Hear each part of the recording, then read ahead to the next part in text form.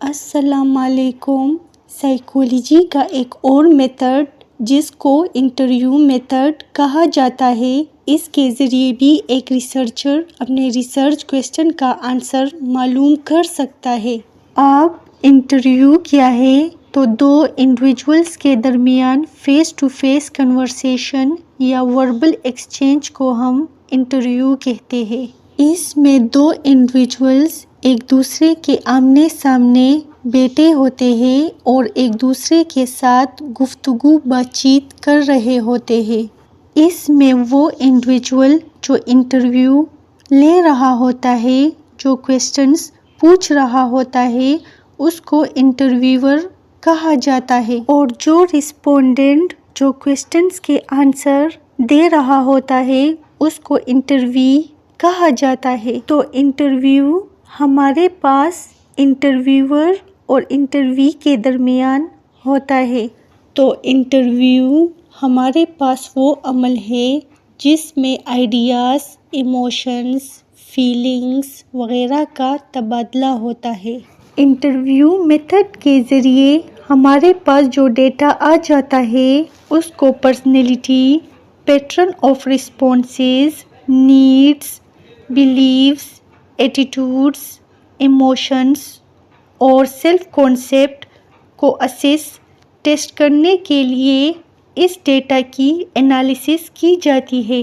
یہ تکنیک عموماً clinical psychologist personality اور بیہیویئر کو اسٹڈی اور ٹریٹ کرنے کے لیے یوز کرتے ہیں۔ سوشل سائیکولوجسٹ اس تکنیک کو ایٹیٹیوڈز، بلیفز، پبلک اوپینین وغیرہ کے لیے یوز کرتے ہیں۔ Industrial, organisational settings, government jobs اور سیمی گورنمنٹ آرگنائزیشن میں نئے ورکرز کی سلیکشن اس میتھڈ کے ذریعے کی جاتی ہے۔ کس مقصد سے انٹرویو لی جا رہی ہے، اس لحاظ سے انٹرویو کو مختلف ٹائپس میں کلاسیفائی کیا گیا ہے، لیکن براڈلی اس کو 2 ٹائپس میں کلاسیفائی کیا گیا ہے۔ The first one is structured interview and the second one is unstructured interview. Structured interview کو فارمل، پیٹرن یا اسٹینڈرڈ انٹرویو بھی کہا جاتا ہے۔ انٹرویو کی یہ صورت پہلے سے مقرر کردہ، تیار کردہ، باقاعدہ طور پر اجتماعی اصولوں کے مطابق لی جاتی ہے۔ یہ انٹرویو پہلے سے بنی بنائی ہوتی ہے، جیسے کہ کون سے کویسچنز پوچھے جائیں گے، کویسچنز کی ترتیب کیا ہوگی، کیا رسپونسز آئیں گے، اسکورنگ کی میتھڈ کیا ہوگی، انٹرویو سیشن کا آغاز اور اختتام وغیرہ کیسے ہوگا، یہ سب پہلے سے تیار کی ہوتی ہے۔ یہ سب پہلے سے پری پلانڈ اور پری ڈٹرمائنڈ ہوتی ہے۔ اس میتھڈ کے ذریعے ہم باقاعدہ طور پر اور پہلے سے مقرر کردہ طریقے ترتیب کے ساتھ ڈیٹا کی کلیکشن کر لیتے ہیں۔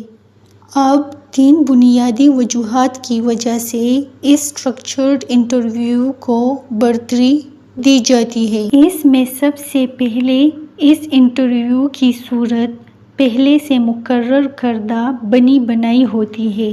دوسرا، پری پلانڈ ہونے کی وجہ سے اس کو لیس ٹرینڈ انٹرویور بھی اچھے طریقے سے کنڈکٹ کر سکتے ہیں۔ تھرڈ، یہ انٹرویو لیس ٹائم کنزیومنگ اور میننگ فل ہوتی ہے۔ پریسائزڈ انالیسس کی وجہ سے اس کے صحیح نتائج ہمیں مل جاتے ہیں۔ اس اسٹرکچرڈ انٹرویو کے 2 لمیٹیشنز ہیں۔ سب سے پہلا لمیٹیشن یہ ہے کہ یہ اسٹرکچرڈ انٹرویو بہت زیادہ ایکسپینسو ہوتا ہے، اور دوسری لمیٹیشن اس کی یہ ہے کہ یہ اور میتھڈز جیسے بایو ڈیٹا انالیسس اور سائیکولوجیکل ٹیسٹ وغیرہ سے لیس ویلڈ ہوتا ہے۔ کیونکہ ان لمیٹیشنز کی وجہ سے اسٹرکچرڈ انٹرویو کو برتری تب دی جاتی ہے جب ہمارے پاس انسٹرکچرڈ انٹرویو ناقابل عمل ہوتی ہے۔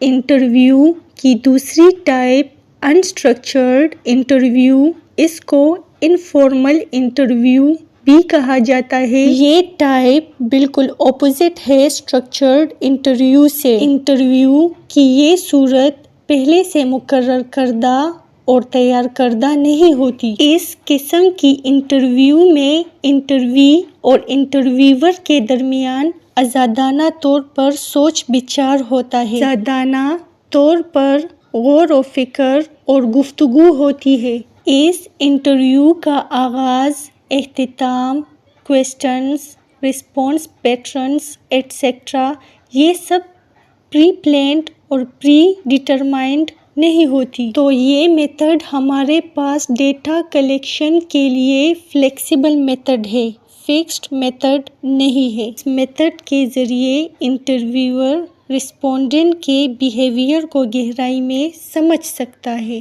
لمیٹیشنز میں اس میں سب سے پہلے انٹرویو اور انٹرویور کا ایک دوسرے پر گہرے ذاتی اثرات پڑتے ہیں۔ دوسرا، اس انٹرویو کے لیے ایک اسکلفل انٹرویور کا ہونا لازمی ہے۔